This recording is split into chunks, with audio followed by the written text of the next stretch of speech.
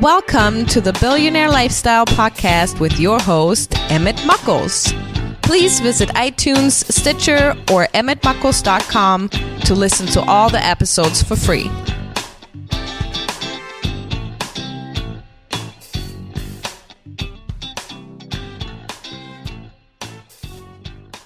Ladies and gentlemen, today on the Billionaire Lifestyle Podcast, my guest is Ling Wong. She is a copyright blogger, and she's helped people to get their copyright and their language on their blog effective for the masses. So stay tuned. This is an interesting interview, and you can learn a lot, particularly if you're a blogger or if you're a writer. Stay tuned. Hey, everybody. Welcome to the Billionaire Lifestyle Podcast. My guest today is Ling Wong, and she has some great information for you, particularly if you want to brand yourself and get your copyright moving forward. How are you today, Ling? I am good. How are you? Great to be here. Good. One of the questions that most bloggers have, most people who are content creators, is creating good copy. What is that? Many people write, and I'm one of them. I think I don't write well. I just, I do a mind spew, but then it makes sense to me. But how do you get to how do you get to a point where you help people to be their best?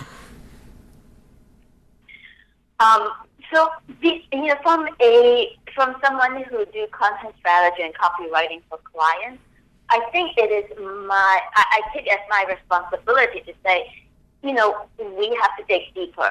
We want to hold your copy to a higher standard to really communicate your visions and convictions and what you do, how you do in a way that is unique to you, instead of letting the client slip into all the jargons and templates and checklists and stuff that is on the market, because a lot of, people are jaded, right? We are exposed to sales messages all the time, and we are no longer, just like following the templates and using the sound bites is no longer enough for many people to really make themselves stand out. So I think the key really, the first thing first is to dig in and understand, what is your personal brand? What is your personality? How are you going to communicate it? And how is it connecting with your ideal audience? How are you going to create that resonance so they feel like you're not just one of those guys out there who want to sell them something, but there's a genuine connection and communication going on to build that trust and relationship? Yeah, I looked at your blog, I looked at your website, and I really connected with how you put your copy together, how you communicated your ideas. They were so clear, they were engaging, and I was envious. I was like, I need to take her course ASAP. But how did you get to that point? What brought you? Tell me your story. How did you get to this point here? I have not had any formal copywriting training other than being in the online marketing industry for 9 years, working closely with strategists and copywriters and, content people during my time as a project manager. I guess it's osmosis. And then when I started my own, on my own business, I first as a health coach, but then more and more health coaches come to me for marketing advice. So I started sort of coaching health coaches on the marketing, and they're like, wait, what did you just say? I have to write it down. This is gold. So I started writing the damn thing for them, basically. And they just love it. So I'm like, there is something in there. So I stuck with coaching for quite a couple of years, and, I just did copy for my coaching clients. The reason being that I feel like I need to know my clients well enough before I can reflect their voice and their personality. So I stuck with that for a while until last year. I feel like I really had the process honed in for, basically what I'm helping my clients do right now is have the clarity coaching baked into the copywriting co-creation process. So they don't have to do the coaching, talk to that they turn blue, and they still have to go write the damn thing themselves or hire someone to do it.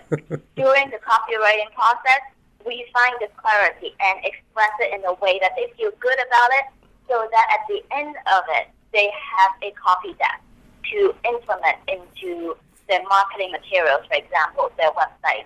And part of it is really scratching my own itch, because it really kills me to, coach a client, have them walk out with really happy with all the clarity, and check in 6 months later, and they're like, but I haven't put it out there because I can't write the damn thing.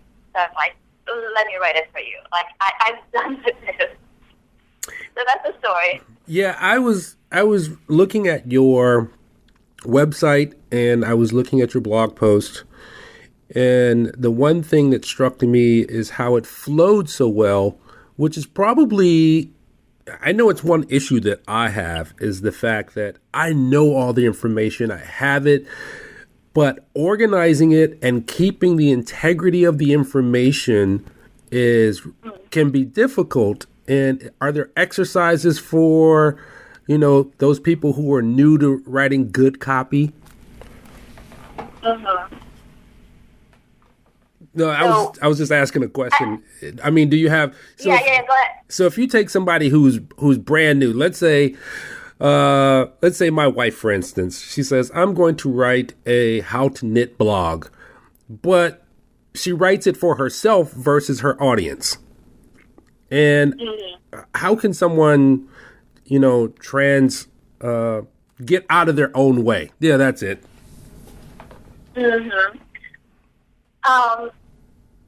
That's very interesting, because I believe that there's a sort of that Venn diagram thing where you need to acknowledge your perspective, your own values and convictions, and how to approach that topic. Otherwise, you're going to sound like everybody else on the market. And why do people want another piece of plain vanilla, 10 steps to whatever, right? We're past that point. That's why I call it intellectual laziness. It's like you just spit out a bunch of steps and hope for the best.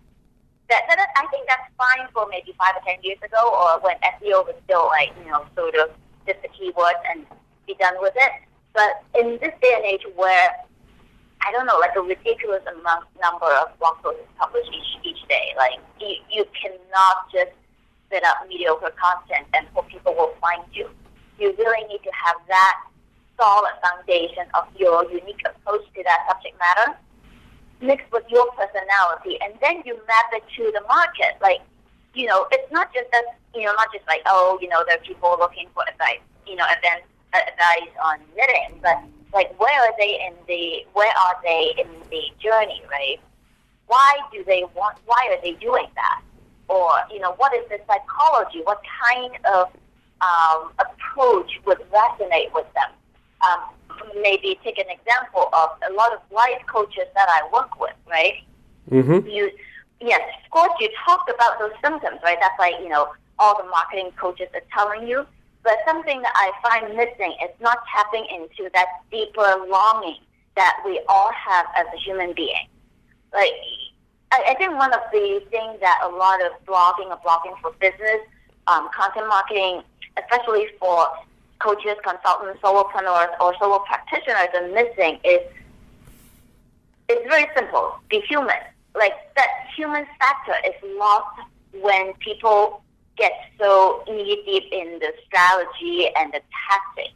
But how are you connecting to people as people, speaking to the inkling, to what they feel like to be true but cannot voice yet?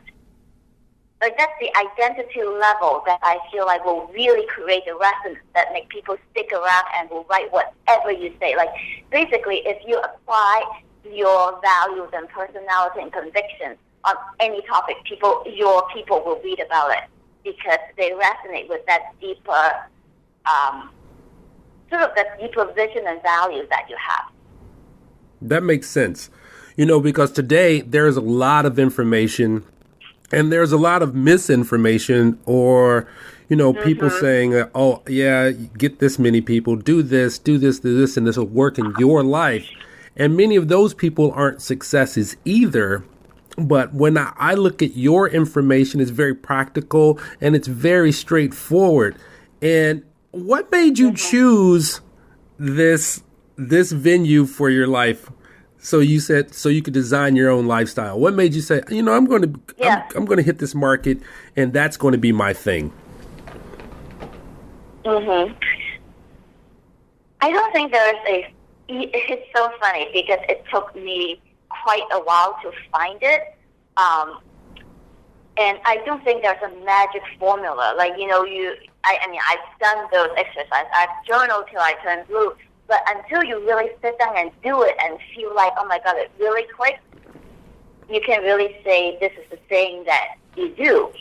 And I think the satisfaction for me is always has been rooted in a person's creativity and individuality and originality. That's why I left the corporate world.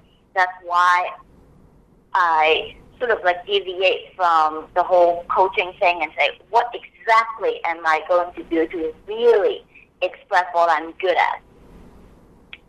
And then helping people, and then help people do that. So as well. So there's another thing that you said. You said within a couple of months you can write your own book, and I know you have some courses and things like that. What are you offering to the public to help them to move forward in their journey? Yeah, would love to share that. So to start, I have a free video called Copywriting Alchemy. So that's like that's sort of like the basic of what I believe in and how we can create great copy that not only reflect our personality, but also speak to the audience that you want to speak to. So it is available at business-soulwork.com/free-alchemy. Well, hopefully you have that. You're going to have that in your show notes. Yeah, I'll put the link up. Okay, this is business-soulwork.com/free-alchemy. And yes, I do have a course on helping people publish their own Kindle book. I just did a live version, and you can find all, if anybody joins now, you can just get access to all the materials right away. So this is the URL is business-soulwork.com/get-published-bootcamp. So it's get published bootcamp with a dash in between each word. Yeah. Is that a mouthful? That's a mouthful. So we'll just make sure that we have that link up because that's a lot of dots and dashes and so forth and so on. Yes, it is. And I'm more of a visual person, so I'm like, okay, if I clump them all together, it's going to be weird when you type it in or when you read it. So I put the dash in between, but if you need to, I can just shoot that link over to you after we get off the call. That'd be great. One thing that I wanted to ask you this question, because English is not your native language? No, it is not. It is sort of like my adopted native language for the past 20 years. And that's what I found amazing. So what's your native language? I grew up speaking Cantonese. Okay, and that's what I found I was just so impressed because when you start communicating, there is a different rhythm, there's a different cadence, and the way you write is so on point with your messaging and how you want to communicate it across. You set the bar high, and I was wondering, was there a difference? If you're speaking in Cantonese and you say that you can't always translate the same thing in English, and knowing that you had a different base language, did you have to learn these things, or was it a part of your life? Was it kind of intuitive for you? It wasn't intuitive. We in secondary school where I grew up in Hong Kong, most of the subjects in my school were taught in English, and then I came to the United States for college. So interesting enough, a lot of it's sort of like the daily stuff. I think in Cantonese, but a lot of intellectual stuff is based in English.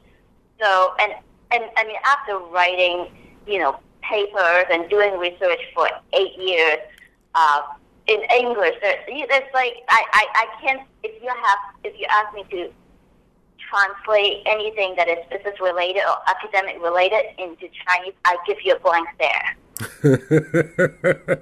That just amazed me, and that made me realize just how powerful of an individual you are, because I know many people who speak various languages, and this is one question that I ask: what language do you dream in? Gosh, interesting. I think I dream in English. It's really my adopted native language now. Very good, very good. And you are located where? I'm in Brooklyn, New York City.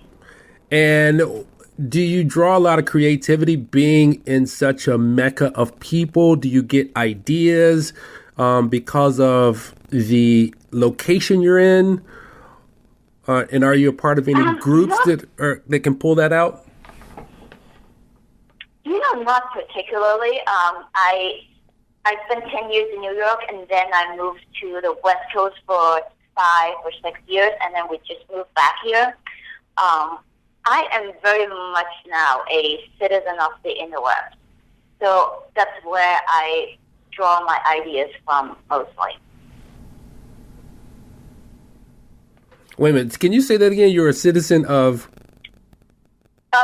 the internet, of the interweb.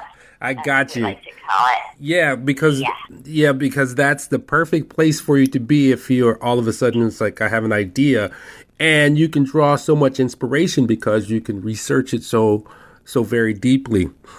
And I saw a video of you where you're having a chat with several people. Basically, the video was on you, but you had various people. What was that format? Are you having online classes, or are you having group sessions or discussions or forums?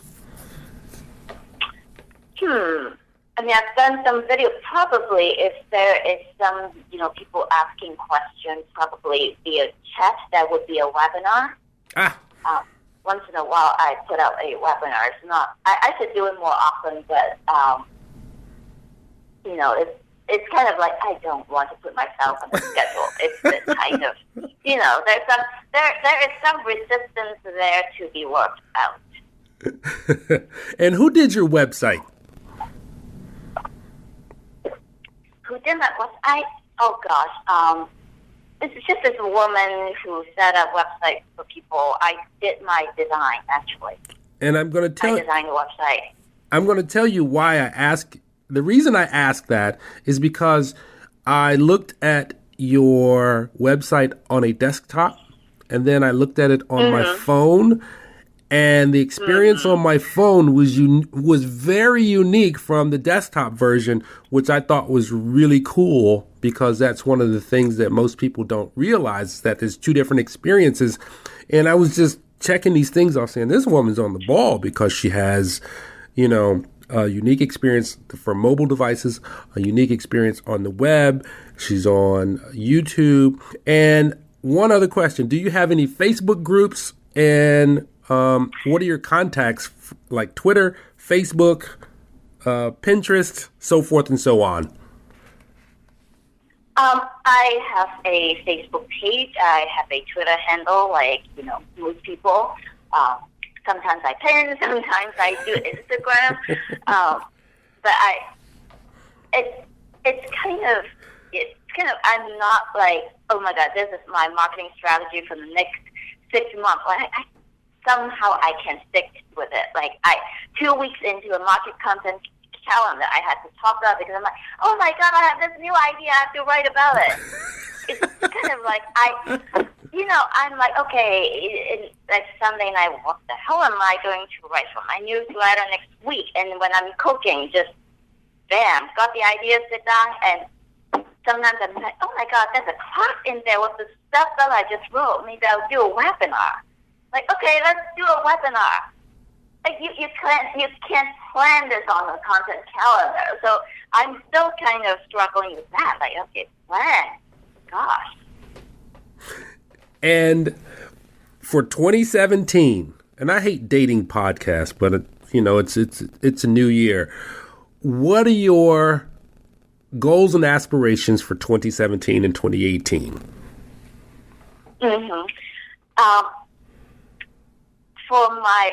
For myself, I want to really sort of flesh out this process that I work with my one-on-one clients, and really create a unique system or process for creating content that it's not just a external communication, but also connecting people with what they do, how they do it, and why they do it.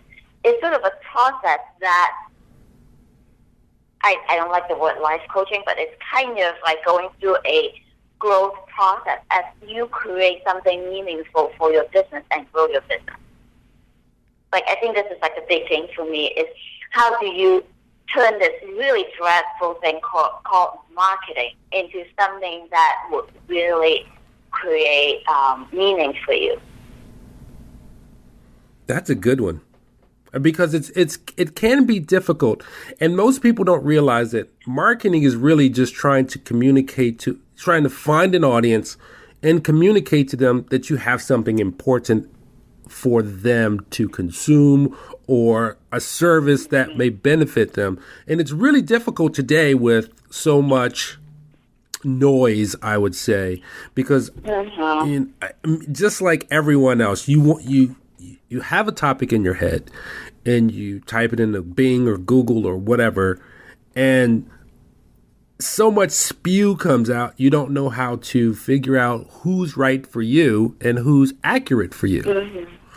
But I want to exactly. And I want to ask you this. I don't know, you look relatively young to me, but you say you've been here for a few years. If you could go back to speak with this young lady named Ling, and she's 20 years old, what would you tell her?